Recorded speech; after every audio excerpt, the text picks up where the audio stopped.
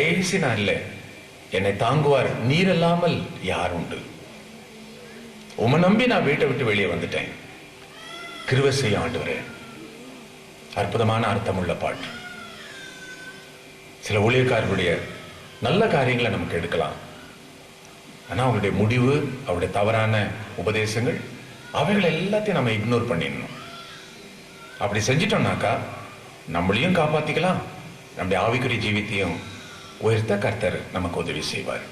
கர்த்தர் உங்களை ஆசீர்வதிப்பாராக. இந்த கடைசி நாளிலே உங்களோடு பகிர்ந்து கொள்ள ஒரு முக்கியமான விஷயம், கடைசி கால காரியங்களை குறித்து உங்களோடு பகிர்ந்து கொள்ள பாரப்படுகிறேன். இதை குறித்து ஆண்டவர் சொல்லும்போது விழித்திருங்கள் என்கிற ஒரு வார்த்தையை அவர் உபயோகிக்கிறார்.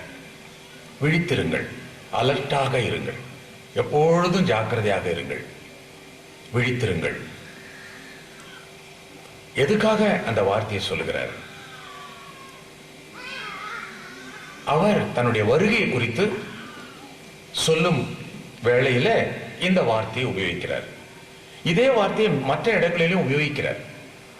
ஆனா குறிப்பா தன்னுடைய வருகை குறித்து சொல்லுகின்ற இந்த முக்கியமான இடத்துல ஜாக்கிரதையாக இருங்கள், எச்சரிக்கையாக இருங்கள். இந்த வார்த்தைகளை நமக்கு அவர் எச்சரிப்பாக அவர் சொல்லுகிறார். எதுக்காக? காரணம் என்னன்னா, அவர் மத்தேயு எழுதின சுவிசேஷம் 25ஆம் அதிகாரத்துல தன்னுடைய வருகையை பற்றி சொல்லும் போது 10 கன்னிகைகளை குறித்து ஒரு உதாரணத்தை சொல்ற. இந்த உதாரணத்தினுடைய நோக்கமே தான் வரப்போவதை குறித்து அறிவிப்பதற்காகவே. என்ன வரப்போவது?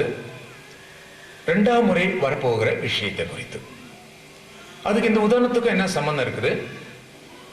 மணவாளனுடைய வருகைக்காக காத்திருக்கிற 10 கன்னிகைகள். 5 பேர் புத்தி உள்ளவர்கள், 5 பேர் புத்தி இல்லாதவர்கள். அதை புத்தி இல்லாதவர்கள் என்று சொல்வதை விட முட்டாள் என்று சொல்லலாம். அதுதான் அதனுடைய ஆங்கிலத்திலும் அப்படிதான் சொல்லப்பட்டிருக்குது. ஆயத்தமாய் இருந்தவர்கள் என்கிற வார்த்தை ரொம்ப நல்லா இருக்கும். தீவெட்டி, எண்ணெய் தயாரா வச்சிருக்கிறாங்க. மணவாளன் வரணும், அந்த வருகைக்காக இவங்க காத்துட்டு இருக்கிறாங்க. அப்படி வந்தாக்கா மணவாளனோடு சேர்ந்து அந்த விருந்து மண்டபத்துக்குள்ள நுழையலாம். கதவு பூட்டி இருக்குது. மணவாளன் வந்தாதான் அதை திறக்க முடியும். மணவாளன் வரும்போது திறப்பாங்க. கூட இருக்கிற ஆயத்தமா இருக்கிறவங்க எல்லாம் அவரோடு கூட பிரவேசிப்பாங்க. இதுதான் அதனுடைய மைய காரியம். அந்த வருகைக்காக இந்த கன்னிகைகள் காத்து கொண்டிருக்கிறாங்க. அதுல புத்தி இல்லாதவர்களை பற்றி ஆண்டவர் சொல்றாரு.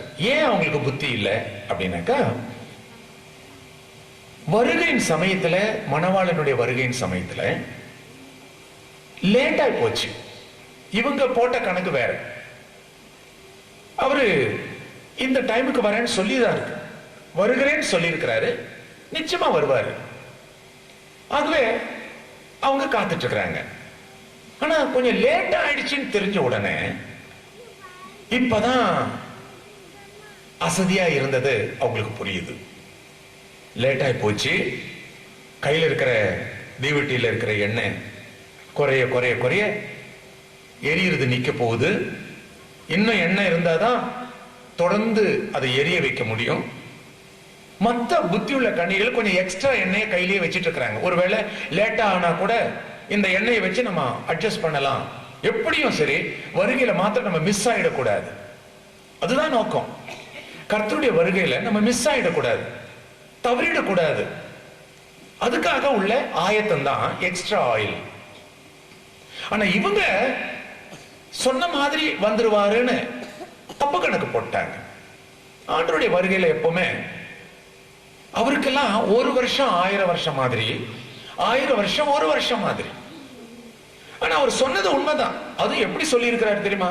வெளிப்படுத்தின விசேஷம் 22ஆம் அதிகாரம் 20ஆம் அதிகாரம் 22வது வசனத்துல, இதோ சீக்கிரமாய் வருகிறேன் சொன்னது ஆண்டவராகிய இயேசு கிறிஸ்து. இதோ சீக்கிரமாய், அதுவும் வருகிறேன் என்று சொல்லவில்லை, சீக்கிரம் வருகிறேன்.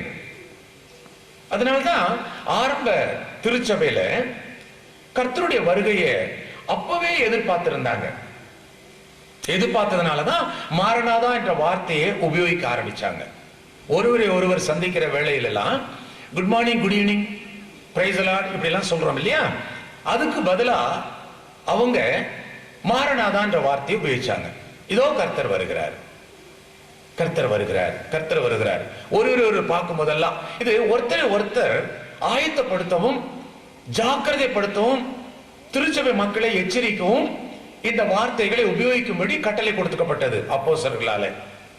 அதனால்தான் ஒருவரை சந்திக்கும் போது மாரநாதா என்ற வார்த்தைகளை பரிமாறிக்கொண்டார்கள். நீ ஜாக்கிரதையா இருக்கிறியா? மாரநாதா. நானும் ஜாக்கிரதையா இருக்கிறேன், மாரநாதா.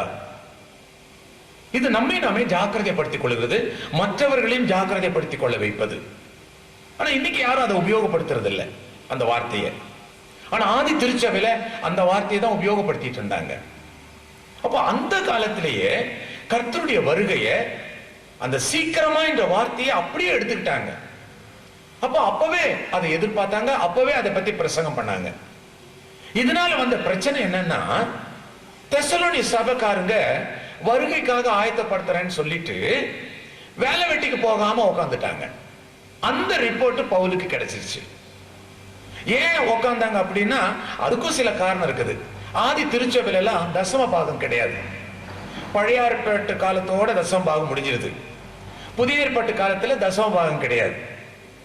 புதிய ஏற்பாட்டு திருச்சபை ஆரம்பிக்கிற ஆரம்ப காலத்துல எல்லாவற்றையும் பொதுவாய் வைத்து அனுபவித்தார்கள்.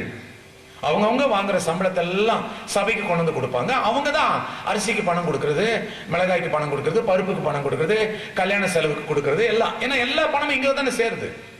அதை எல்லாருமே பகிர்ந்து கொள்வாங்க. சிலருக்கு கூலி அதிகமா இருக்கும், சிலருக்கு கூலி குறைவா இருக்கும், சில வயசானவங்க கூலிக்கே போகாம இருப்பாங்க.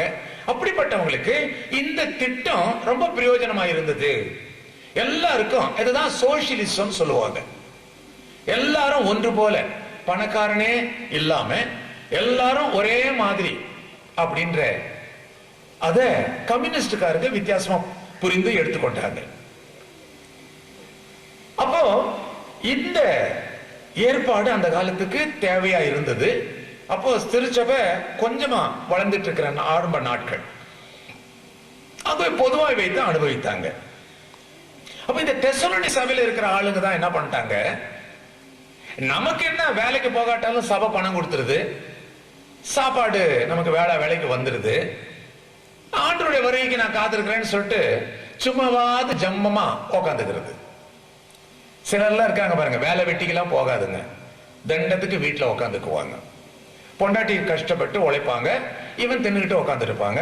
சாயந்தரம் தண்ணி போடுறதுக்கு பணம் கொடுத்துடணும், இல்லைன்னா பெரிய ரகலை. எத்தனை மாதிரி அந்த மாதிரி தண்ட சோறு தின்றவங்க இருக்கிறாங்க.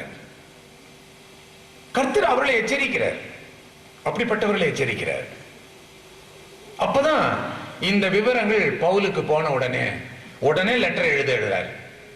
ஒவ்வொரு நிருபங்களும் நீங்க பாத்தீங்கன்னா எந்தெந்த திருச்சபையில என்னென்ன தவறுகள் இருக்கிறதாக அவர் கேள்விப்படுறாரோ அந்த தவறுகளை சுட்டி காட்டுறதுக்காகத்தான் நிருபங்கள் எழுதப்பட்டது.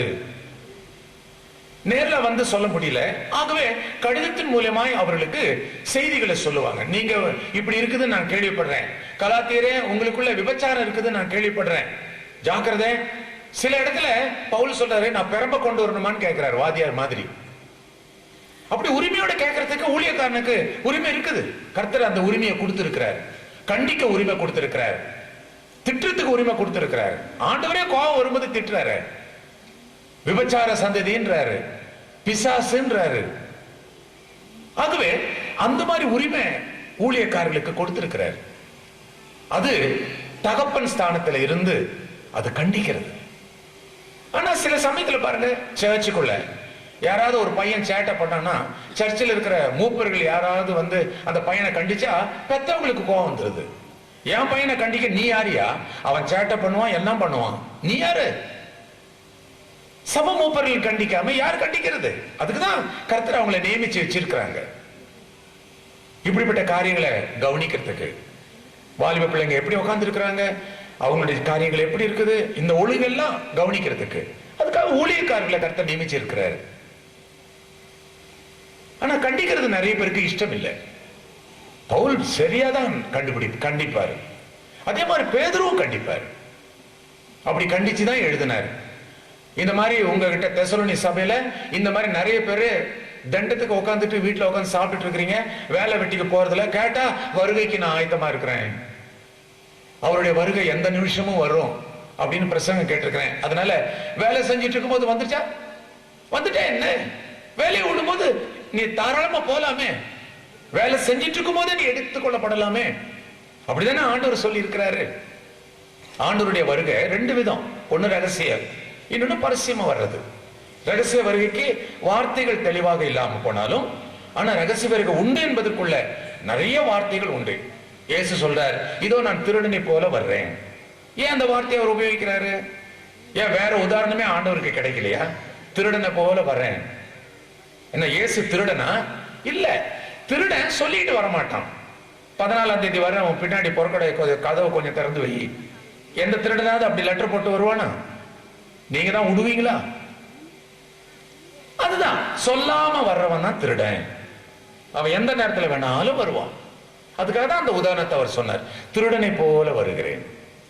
அடுத்தது அவர் சொன்னார், 2 பேர் வயலில் இருப்பார்கள். வயல்ல வேலை செய்யறது, ராத்துல வேலை செய்ய மாட்டாங்க. இது எப்ப நடக்கும்? பகலில் நடக்கிற காரியம். அதுல ஒருத்தன் எடுத்துக்கொள்ளப்படுவான். அப்போ டியூட்டி சமயத்திலே நீ எடுத்துக்கொள்ளப்படுவ, வேலை செஞ்சிட்டு இருக்கும் போதே எடுத்துக்கொள்ளப்படுவ. அதுக்காக நான் வேலை வெட்டிக்கு போக மாட்டேன்னு சொல்லக்கூடாது. வருகைக்காக ஆயத்தப்படுத்தினா சும்மா இருக்கிறவன் எடுத்துக்கொள்ளப்படுவான் இல்ல இல்ல. டியூட்டியில் இருக்கும் போதே நீ கர்த்தருக்குள்ள ஆயத்தம் உள்ளவனா இருந்தா எடுத்துக்கொள்ளப்படுவ. 2 பேர் வயலில் இருப்பார்கள். 2000 வருஷம் தொடங்கின சமயத்துல நிறைய பேருக்கு அந்த முதல் தேதி ஒருத்தராவது விமானத்துல ஏறல, ட்ரெயின் போகல, பஸ் ஓடல. அமெரிக்காவில் வீதியெல்லாம் வெறிச்சோடி கிடந்தது. ஏன்னா கணக்கு பிரகாரம் 2000 வருஷம் உலகத்தினுடைய முடிவு அப்படின்னு கணக்கு போட்டாங்க. அப்ப அந்த சமயத்துல இந்த ரகசிய வருகையில எடுத்துக்கொள்ளப்படுவாங்களே, பிர்ன்னு விமானத்துல பறந்துட்டு போகும்போது பைலட் போயிட்டானா, காணாம போயாச்சுனாக்கா என்ன நடக்கும்? விமானம் எங்கேயாவது போய் மோதி கடல்ல உளுந்து அத்தனை பேரும் சாவாங்க. ஆகவே நமக்கு என்னத்துக்கு வம்புன்னு சொல்லி ஒருத்தன் கூட விமானத்துக்கு போகவே இல்லை. பைலட்டுக்கெல்லாம் வந்தாங்க தான், பேசஞ்சரே இல்லை. கார் ஓட்டல, ஓட்டிட்டு இருக்கும் போதே எடுத்துக்கொள்ளப்பட்டாச்சுன்னா என்ன ஆகும்? அதனால கார் ஓட்டல. ஆனா சிலர் தைரியமா கார்ல குடும்பத்தோட வந்தாங்க. பொண்டாட்டிக்கு தெரியும், என் புருஷனை ஒரு நாள் எடுத்துட்டு போக மாட்டார் ஆண்டவர் அப்படின்னு அவருக்கு நல்லா தெரியும். ஏன்னா குடிகார புருஷன். ஆகவே நம்பி அந்த புருஷனை டிரைவ் பண்ண சொல்லி காரை ஓட்டிட்டு வந்திருக்கிறாங்க அமெரிக்காவிலேயே. 2000 வருஷத்துக்கு முன்னாடி 1999 வருஷம் டிசம்பர் மாசம் 13ஆம் தேதி நான் அமெரிக்கால இருந்தேன். அப்போ அந்த 1ஆம் தேதிக்குள்ள ஆயத்தத்தையும் பதஷ்டத்தையும் அந்த ஜனங்களுக்கு மத்தியில நான் பார்த்தேன். 1ஆம் தேதி வரை இன்னும் நாள் இருக்குது, டிசம்பர் மாசத்து. ஆனா அதுக்கு முன்னாடி உள்ள வாரமே எல்லாமே அவன் லீவ் போட்டான், அவன் வீட்டுல உட்கார ஆரம்பிச்சிட்டான், வெளியூர் போனவெல்லாம் வந்து திரும்பி சேர்ந்துட்டான். என்ன மாதிரி பயம் பாருங்க. டியூட்டில இருந்தா என்ன, எந்த வேலை செஞ்சாலும் சரி, நீ கர்த்தருக்கு நீ ஆயத்தம் உள்ளவனாய் இருந்து பாவங்கள் எல்லாம் மன்னிக்கப்பட்டவனாய், ஒப்புரவாக வேண்டியவங்கிட்ட எல்லாம் ஒப்புரவாகி, மன்னிப்பு கேட்க வேண்டியவங்கிட்ட மன்னிப்பு கேட்டு, விபச்சாரத்தை நிறுத்திருப்ப, குடியை நிறுத்திருப்ப. ஆனா நீ ஒப்புரவாகாம இருந்தனா வரவில்லை, எடுத்துக்கொள்ளப்பட மாட்டேன். ஆண்டவருடைய மைய நோக்கமே அன்பு தானே. அதனால்தான் திருவிருந்துடைய நோக்கமே அன்பின் ஐக்கியத்தை நம்ம வெளிப்படுத்துறோம். நீ என்ன ஜாதி, நான் என்ன ஜாதி, நீ எந்த ஊருக்காரன், நான் எந்த ஊருக்காரன், அப்படி இல்ல. ஒரே பாத்திரத்துல, ஒரே அப்பத்துல, ஒரு தாய் வைத்து பிள்ளைகளாக இயேசுவின் ரத்தத்தினால கழுவப்பட்டவங்க எல்லாமே ஒரே ஜாதி தான். அந்த ஐக்கியத்தை நம்ம வெளிப்படுத்துறது தான் திருவிருந்தினுடைய மைய நோக்கமே. ஆகவே இப்படிப்பட்ட மையமான நோக்கங்களை நம்ம புரிந்து கொண்டு கர்த்தருடைய வருகைக்கு ஆயத்தமா இருக்கணும்.